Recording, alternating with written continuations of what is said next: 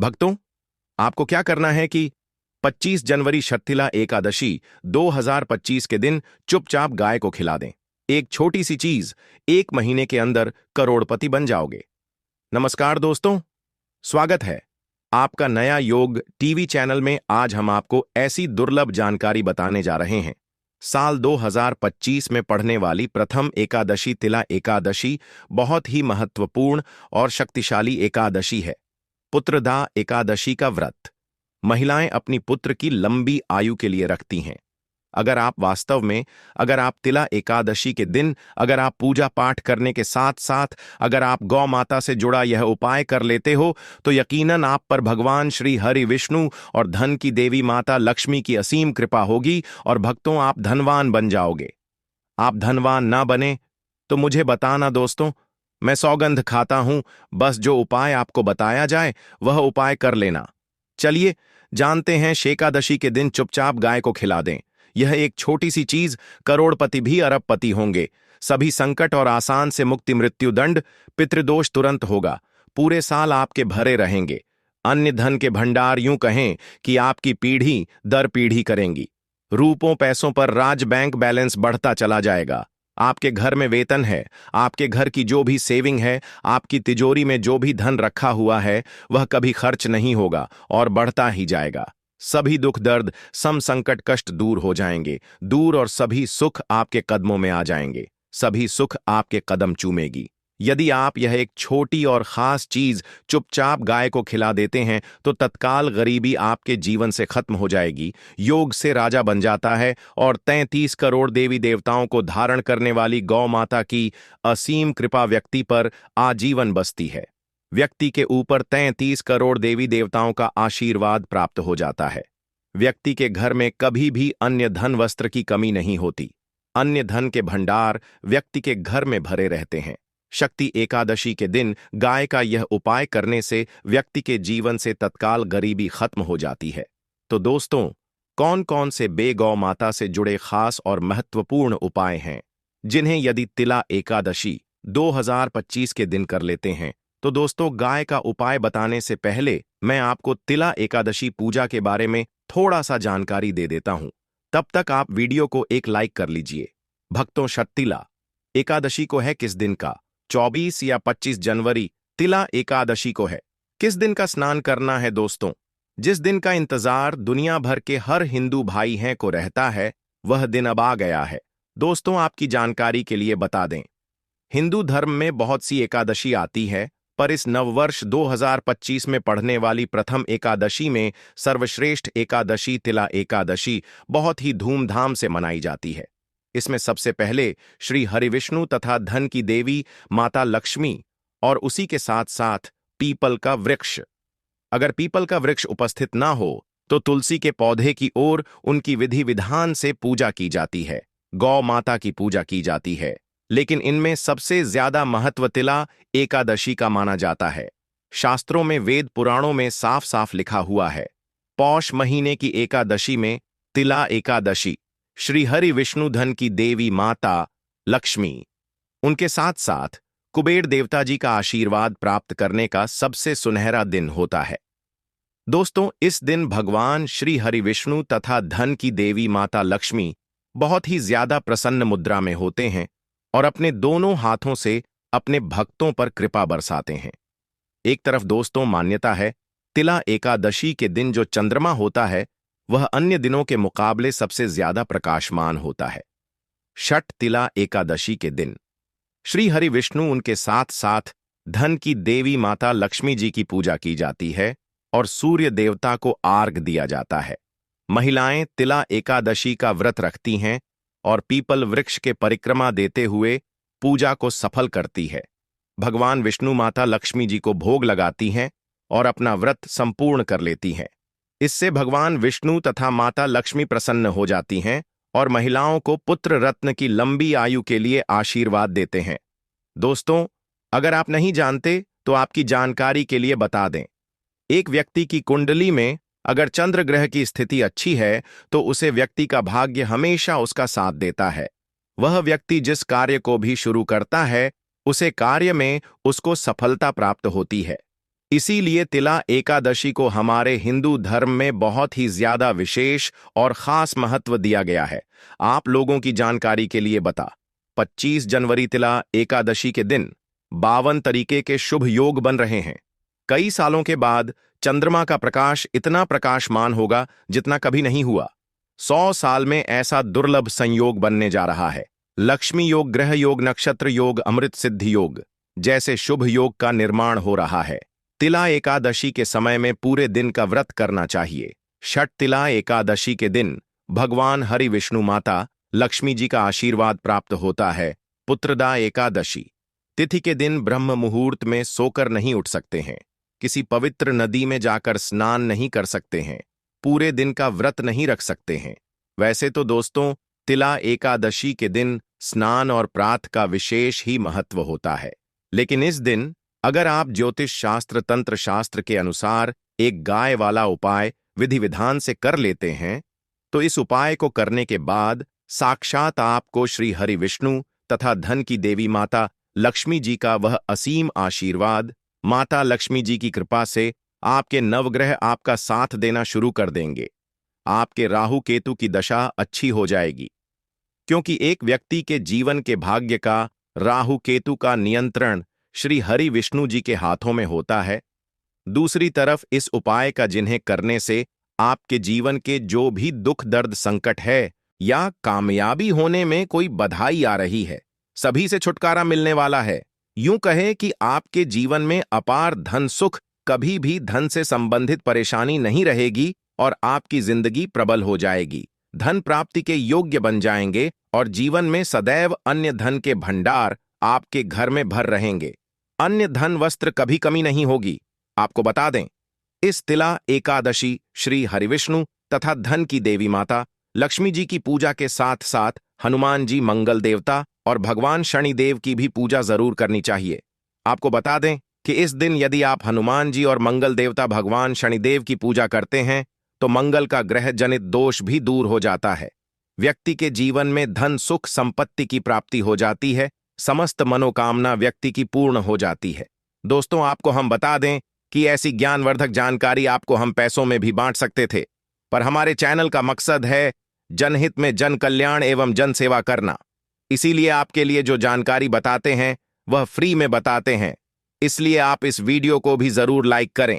और दोस्तों, मैं आपसे एक अनुरोध और करना चाहूंगा कि आप अपनी राशि कमेंट बॉक्स में जरूर डाल दें, जिससे कि आपकी राशि के अनुसार हम आपको कुछ ऐसे उपाय बता सके जिससे आपको लाभ की प्राप्ति हो। क्योंकि हम राशि से जुड़े उपाय भी आपको बताते हैं, तो आप कमेंट बॉक्स में अपनी राय हमें जरूर बताएं या अपना नाम बताएं, जिससे आपके लिए कुछ हम ऐसे उपाय बता सके। साथ में जय गौ माता अवश्य लिखें दोस्तों। साथ ही से जो नए साल का एक उपाय तो जरूर करना है। गाय का उपाय बताने से पहले एक उपाय आपको बता दें, इस उपाय को लाइक जरूर करें। क्या करें कि शाम के समय पीपल के पेड़ के नीचे आपको सरसों का चौमुखी दीपक, आटे का दीपक बनाना है। चौमुखी दीपक में आगे की बाती लगाकर सरसों के तेल का दीपक जला देना है। दोस्तों, आटे का दीपक बनाएं, जो मुख्य तेल डालें उसमें बाती ही डालें। लाल वाली कलावे की दीपक जला दें। 4-4 बाती लगाकर चारों दीपक मतलब 4 भाग उसके बन जाएं। हर एक भाग को जलाएं और बीच में 2 सबूत फूल वाले लौंग भी डाल दें। फिर देखिए कैसे चमत्कार आपके जीवन में होता है। शाम के समय जलाकर उसे छोड़ें, मनोकामना मांगकर छोड़ दें। दोस्तों, अभी तक अपने चैनल को सब्सक्राइब ना किया हो तो जरूर कर लें, इससे आपको और भी ज्ञानवर्धक जानकारी सीधे माध्यम से प्राप्त हो सके। दोस्तों, यह गौ माता वाला उपाय बहुत ही प्रभावशाली उपाय बताया मैंने आपको। इस उपाय को जरूर करें, बहुत ही लाभकारी उपाय बताया है, बहुत ही आपको लाभ देगा यह उपाय। और अब बात करें गौ माता से जुड़े कौन कौन से उपाय आपको इस दिन मतलब गाय से जुड़े, जिन्हें करने से व्यक्ति को 7 पीढ़ियों तक बैंक बैलेंस की कमी नहीं होती, दुख दर्द संकट कष्ट दूर हो जाते हैं और सभी सुख व्यक्ति के कदमों में आ जाते हैं। तो दोस्तों, तिला एकादशी के दिन आपको गौ माता की पूजा अवश्य करना है और गौ माता को जो भोग तिला एकादशी के लिए बनाया गया था, उसे भोग से 2 पूड़ी जरूर ही खिला देनी है। सूखी पूरी नहीं खिलाना है। पूरी के ऊपर आप मिठाई या कोई सब्जियां, हलवा जो भी बनाया है वह आपको गौ माता को जरूर ही खिलाना है। दोस्तों, हर एक और मांगलिक काम में गौ माता या उनसे जुड़ी चीज जैसे गाय का गोबर, गोमूत्र, गाय का दूध अथवा गाय के दूध से बना घी जरूर शामिल करें। इससे आपको पुण्य भाव की प्राप्ति होगी। सनातन परंपरा के अनुसार जिस घर में गाय होती है उसे घर से जुड़े सभी वास्तु दोष स्वयं खत्म हो जाते हैं, क्योंकि पंचम या के बिना कोई भी पूजा पाठ और हवन सफल नहीं होता। दोस्तों, हो सके तो पोष के महीने में एक बार, हो सके तो परिवार सहित एक बार गौशाला जाने का नियम जरूर बनाएं और गायों को भरा चारा जरूर खिलाएं, जिससे सभी वास्तु दोस्त शांत हो जाते हैं। दोस्तों, आपका प्रिय चैनल कभी किसी को भी गलत जानकारी नहीं देगा। हमारे द्वारा बताए गए सभी नियम अगर आप नियमबद्ध तरीके से करते हैं तो यह 100% कारगर सिद्ध होता है और इनसे जुड़े दोषों का निदान हो जाता है। गर्मियों में गौ माता को पानी पिलाएं और सर्दी में गौ माता को गुड़ जरूर खिलाएं। ध्यान रखें कि तिला एकादशी वाले दिन गौ माता को गुड़ जरूर ही खिलाना है। गर्मियों में गाय को गोद न खिलाए। अनेक देवी देवताओं को अपने शरीर पर धारण करने वाली गौ माता से जुड़े कई शुभ और अशुभ संकेत भी होते हैं। मतलब गाय का दूध दौते समय यदि गाय ठोकर मार दें और सारा दूध बिखर जाए तो अपशगुन होता है। यदि कोई यात्रा पर निकल रहा हो और गाय अपने बछड़े को दूध पिलाती सामने आ जाए तो निश्चित रूप से कि यात्रा के लिए आप निकले हैं वह यात्रा आपकी जरूर ही सफल होगी, और वह जिसके लिए आप निकले हैं वह जरूर ही पूर्ण यात्रा पर जाते समय गाय की आवाज आना और रात्रि में गाय की हुंकार करना भी शुभ होता है। दोस्तों, तिला एकादशी दिन पौष के महीने में आप गाय के साथ भूल कर भी यह काम ना करें। अनाथा लगता है भक्तों, घोर पाप। जी हां दोस्तों, गाय को राष्ट्रीय पशु बनाए जाने और इन्हें मौलिक अधिकार दिए जाने की बात हो रही है तो सवाल उठता है, गाय संस्कृति का अहम हिस्सा है, तभी गाय के साथ लोग खराब व्यवहार कैसे कर लेते हैं, और जैसे ही दूध देना बंद कर देती है तो लोग इन्हें उनकी किस्मत पर छोड़ देते हैं, सड़कों पर और गलियों में भटकने के लिए। ऐसे में गोवंश जीवन को कोई डंडे मारता है तो कोई उन पर पानी डाल देता है, कई बार लग जाती है तो कभी बीमार होकर बेचारी गाय दम तोड़ देती है। ऐसे में जरूरत है इन बातों को जानने की। गाय को लेकर शास्त्रों में क्या कहा गया है, आपको कैसा व्यवहार करना चाहिए। क्या दोस्त, गाय को कभी भी मारना पीटना नहीं चाहिए। शास्त्रों में गाय को माता का दर्जा दिया गया है। गाय को मारने वाला माता को मारने पीटने वाले के समान पाप का भाग्य समझा जाता है। नरक लोक में वर्षों तक कष्ट भोगना पड़ता है। अगले जन्म पशु योनि में मिलता है कि गौतम मुनि ने गलती से गाय को डंडा मार दिया था, जिस गाय की मृत्यु हो गई थी, और इस पाप से मुक्ति के लिए इन्हें वर्षों तक तपस्या करनी पड़ी। भगवान श्री कृष्ण जी ने बैल स्वरूप में आए वृद्ध आश्रम का वध कर दिया था, जिससे मुक्ति के लिए भगवान श्री कृष्ण को संपूर्ण तीर्थ को एक कुंड में बुलाना पड़ा, और इस कुंड में स्नान से वह पाप मुक्त हो गए थे। यह दोस्तों, साथ ही साथ पानी पी रही गाय को भागते हैं, वह घोर पापी के भंग बनाकर होते हैं। ऐसे लोग घर आपसे मुक्त होकर स्वर्ग पाए जाते हैं और बड़े ही धनवान कल में जन्म लेकर सुख भोगते हैं। और साथ ही साथ आराम कर रही गाय को कष्ट देकर कभी भी उठाना नहीं चाहिए। वह जन्म में किए गए जाने अनजाने में पापों से मुक्ति हो जाती है और गोलोक में स्थान पाते हैं। गाय को डंडा मारकर उठना, पानी डालकर उठाने से मनुष्य पाप का भागी बनता है और अगले जन्म में उसे दर दर भटकना पड़ता है। और साथ ही साथ शास्त्रों में बताया गया है, जो लोग गाय की सेवा करते हैं और उनका भोजन खिलाते हैं और उनकी परवरिश अच्छी तरह से कहते हैं तो वह लोगों के जीवन की सभी इच्छाएं पूर्ति होती हैं। गाय के बछड़े से बचा हुआ दूध ही मनुष्य को लेना चाहिए, परंतु कुछ लोग एक बार गाय को धो लेने बाद फिर से बछड़े के लिए बचा हुआ दूध भी धो लेते हैं। ऐसा करना घोर पाप कहा जाता है। ऐसे दूध को धोने वाला और ग्रहण भी बन जाते हैं। दोस्तों, साथ ही साथ शास्त्रों में कहा गया है कि गोवंश मतलब गाय और बैल के पीठ पर नहीं बैठना चाहिए। उनका पीठ पर बैठने से महापा लगता है। ऐसे लोगों को नरक की यात्रा भोगनी पड़ती है। एकमात्र देव के अंश के उत्पन्न नदी ही गौवंश है, जिस पर स्वयं महादेव और महादेवी सवारी करती हैं, क्योंकि नंदी ने स्वयं अपनी इच्छा से महादेव की सवारी बनना स्वीकार किया था। और साथ ही साथ शास्त्रों में गाय के दान को बहुत ही महत्व दिया गया है। परंतु ऐसी गाय का दान कभी नहीं करना चाहिए जो बूढ़ी और बीमार हो। कठोपनिषद में नचिकेता की कथा भी इस संदर्भ में है कि जिस नचिकेता ने पिता द्वारा बूढ़ी गाय को दान करने पर आपत्ति जताई थी, दूध देने वाली और बछड़े सहित जो लोग गाय का दान करते हैं वह महान पुण्य को हासिल करके स्वर्ग में स्थान पाते हैं। दोस्तों, साथ ही साथ सूर्य चंद्र मंगल या शुक्र की युक्ति राहु से हो तो पितृदोष होता है। यह भी मानता है कि सूर्य का संबंध पिता से एवं मंगल का संबंध रक्त से होने के सूर्य, यदि शनि राहु या केतु या दृष्टि हो तथा मंगल की युति राहु या केतु से हो तो पितृदोष होता है। इस दोस्त से जीवन संघर्ष में बन जाता है। यदि पितृदोष हो तो गाय को प्रतिदिन या किसी भी एक एकादशी को या तिला एकादशी के दिन रोटी गुड़ चारा आदि खिलाने से पितृदोष। दोस्तों, हर एक और मांगलिक काम में गौमाता या उनसे जुड़ी चीज जैसे गाय का गोबर, गोमूत्र, गाय का दूध अथवा गाय के दूध से बना घी जरूर शामिल करें। इससे आपको पुण्य भाव की प्राप्ति होगी। सनातन परंपरा के अनुसार जिस घर में गाय होती है उसे घर से जुड़े सभी वास्तु दोष स्वयं खत्म हो जाते हैं। गाय के ऊपर जो कुबड़ होती है वह बृहस्पति गुरु है। अतः जन्मपत्री में यदि बृहस्पति अपनी नीच राशि मकर में हो या अशुभ शिवलिंग में जा रहे हो और सामने से गौ माता आई हुई दिखाई दे तो गौ माता को अपनी दाहिनी ओर से जाने देना चाहिए। आपकी यात्रा जरूर ही सफल होगी और साथ ही साथ यह संकेत भी जान ले।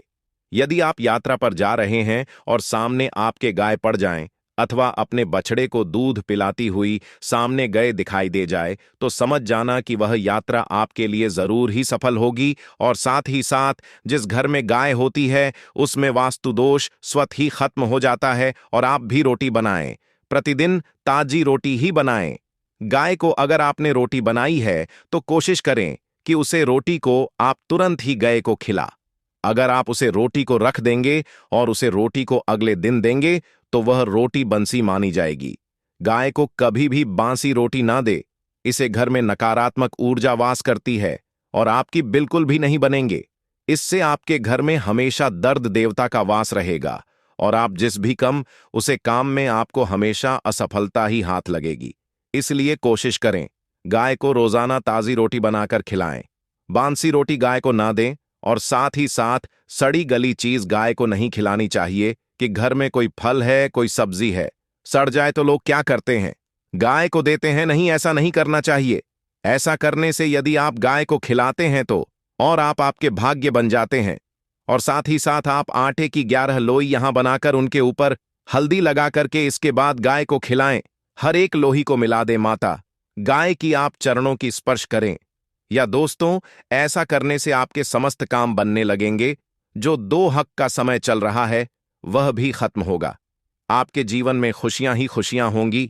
और एक बार आप 7 बार गाय की परिक्रमा भी कर लें तो आपके समस्त कम होंगे। और साथ ही साथ आप गाय को जब भी रोटी दे, रोटी पर या तो आप थोड़ी हल्दी लगा लें, अगर अच्छा ना हो तो आप थोड़ा रख सकते हैं, थोड़ा घी रख सकते हैं। या दोस्तों, गाय को कभी भी सूखी रोटी ना खिलाएं। सूखी का मतलब गए रोटी रखें, उसे पर कुछ ना कुछ रखकर खिलाएं। हल्दी रख ले मिश्री की या जो भी रख ले, मतलब खाली रोटी नहीं खिलानी। इस बात का जब भी आपको शुभ फलों की प्राप्ति होगी। जी हां दोस्तों, उपाय कुछ बातें जिन्हें आपको ध्यान में जरूर रखना चाहिए। या दोस्तों, वीडियो अच्छी लगी हो, वीडियो को लाइक करें और चैनल को सब्सक्राइब कर लेना।